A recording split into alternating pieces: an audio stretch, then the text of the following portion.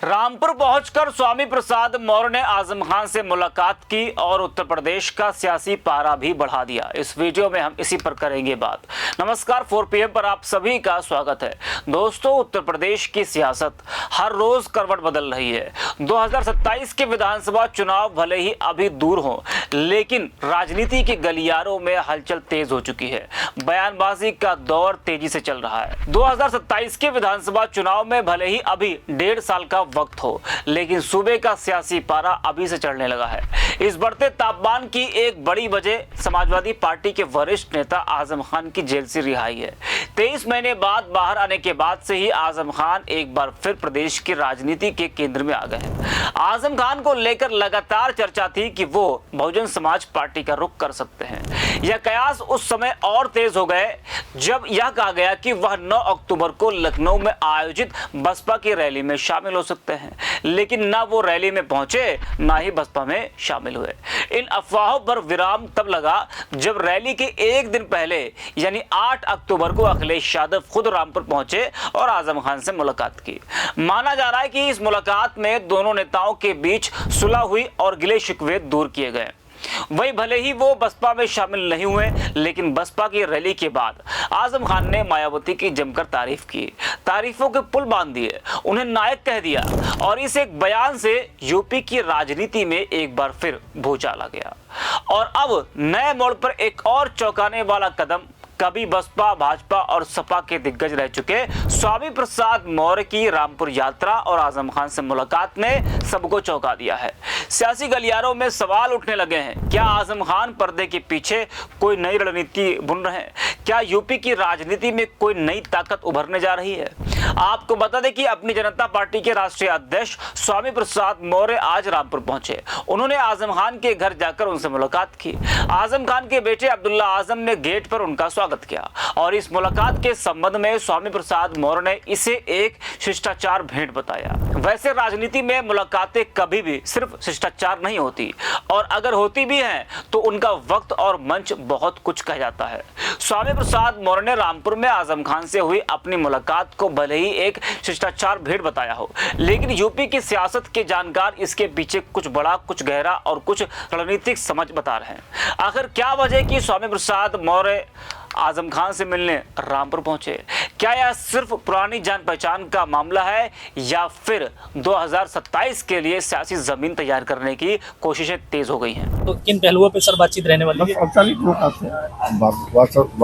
क्या कोई राजनीति मुलाकात है या फिर अभी कोई बात नहीं, केवल शिष्टाचार मुलाकात है और विस्तार से बात हुई मुलाकात के बाद। अच्छा, अभी बीते दिनों अखिलेश यादव जी ने मुलाकात की है आजम खान से।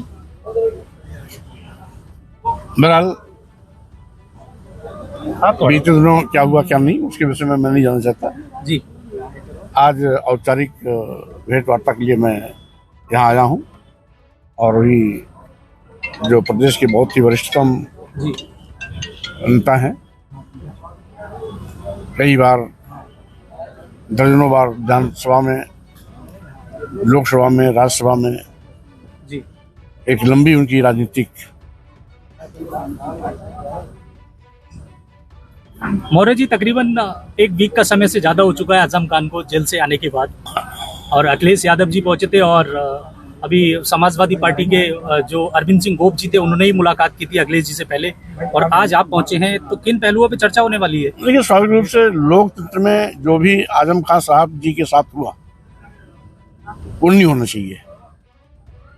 ये लोकतंत्र पर बदनुमा दाग है कि राजनीतिक दुर्भावना से ग्रसित होकर के भाजपा सरकार ने उनके खिलाफ जो जातियां की हैं वो शर्मनाक है जी। उनके साथ की गई जाति की मैं घोर निंदा करता हूं और एक लंबे त्रासदी के बाद माननीय न्यायालय से उनको जमानत मिली है, तो स्वाभाविक रूप से ये औपचारिक भेंट है, शिष्टाचार भेंट है, विस्तार से बातें भेंट के बाद। हाँ भैया, चलो। आजम खान को उत्तर प्रदेश की मुस्लिम राजनीति का एक बेहद प्रभावशाली चेहरा माना जाता है।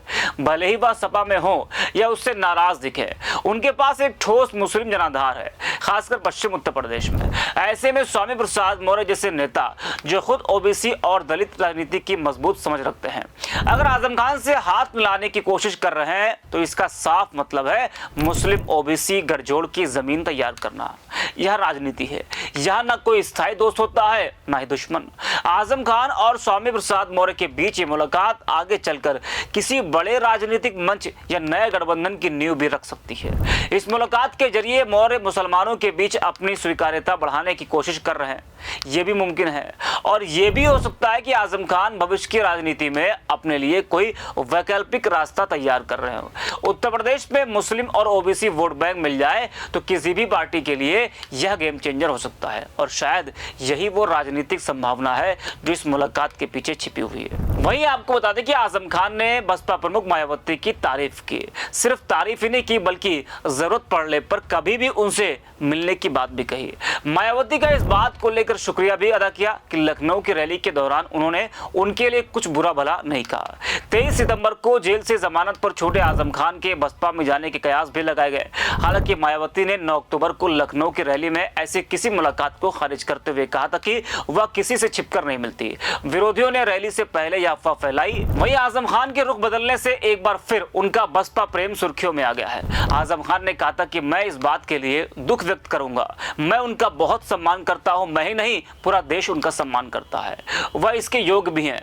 वह मुख्यमंत्री नहीं रही, मेरा इससे कुछ लेना देना नहीं है, लेकिन वह एक बड़े जनसमूह की नायक हैं। हम उनकी इज्जत भी करते हैं, एहतराम भी करते हैं, और अगर उन्हें मीडिया के माध्यम से कोई ऐसी खबर मिली है जिससे उन्हें दुख पहुंचा हो तो मुझे अफसोस है ऐसी खबर के लिए। वहीं आजम खान कहां जाएंगे कहां नहीं जाएंगे, इससे हटकर एक जंग छिड़ी हुई है। आजम खान और रामपुर के सांसद महबूबुल्लाह नदवी के बीच सियासी जंग अब खुलकर सामने आने लगी है। नदवी ने आजम खान पर तीखा हमला बोलते हुए कहा कि रामपुर की सरजमी पर उनकी पुश्तैनी जड़ें हैं और कोई शख्स उन्हें यहां आने से नहीं रोक सकता है। उन्होंने कहा कि मेरी 7 पुश्तों की कब्रें रामपुर में हैं, जबकि आजम खान के दादा बिजनौर से यहां आए थे। नदवी ने यह भी जोड़ा कि उन्हें रामपुर की आवाम ने चुना है और जो कोई जनता को यतीम समझने की कोशिश करेगा उसको मुंह तोड़ जवाब दिया जाएगा। नदवी का यह बयान आजम खान के बार-बार तंज कसने के जवाब में आया।